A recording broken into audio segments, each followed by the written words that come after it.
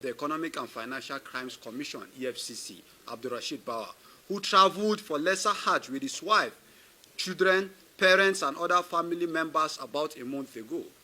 It was revealed that while in Jeddah and Mecca, they stayed in Sheraton Hotel, which cost about $15,000 for 10 days per room, and Mr. Bawa paid for 6 rooms, and the hotel accommodation for the trips is estimated to be around $300,000.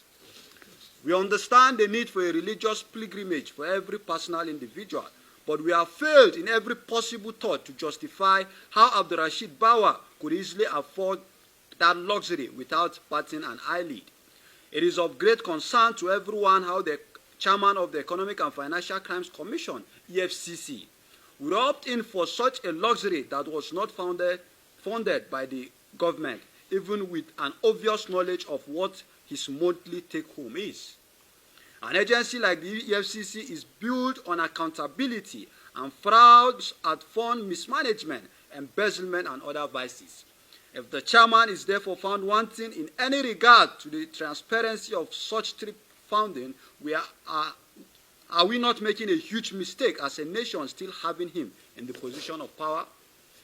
It therefore remains no proper justification for the career of spending. We should therefore say that Mr. Bawa has continued to exhibit incompetence and unprofessionalism in managing the affairs of the agency.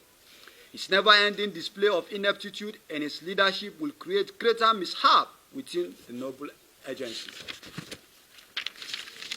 The Coalition of Concerned Citizens frowns at the magnanimous exhibition of the corrupt practices, breach of public trust, and abuse of power by Bawa. Mr. Bawa needs to come clean on the way and manner he has prosecuted the anti-corruption fight, and should therefore explain how seized assets by the EFCC are being sold without adherence to due process, which exclude all forms of kickbacks gotten from such process.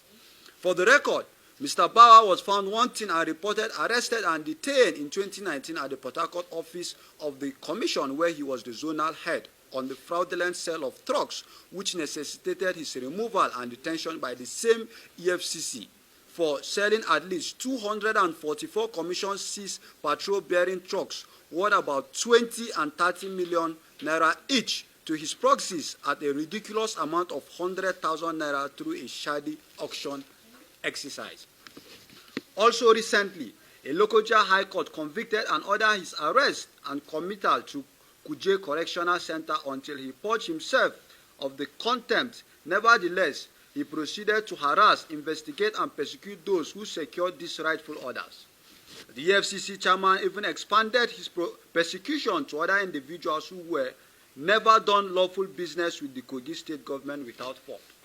We humbly ask everyone here, has the rule of law been changed to favor anyone above the law itself?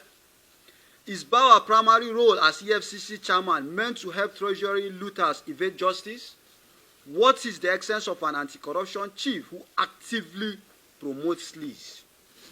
A disregard for the law still remains an offense, the highest of this great nation. Since Mr. Bawa is not above the law, why should he ridicule our judiciary before our very own eyes?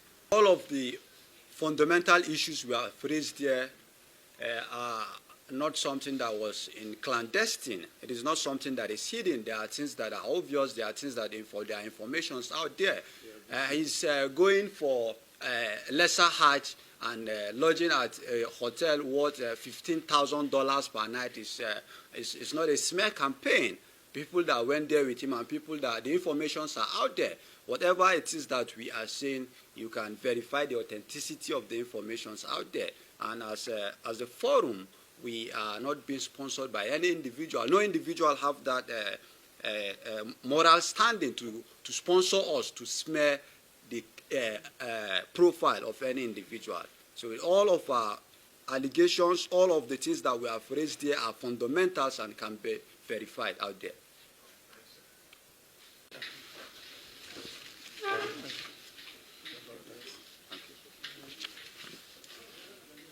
Woman on national TV.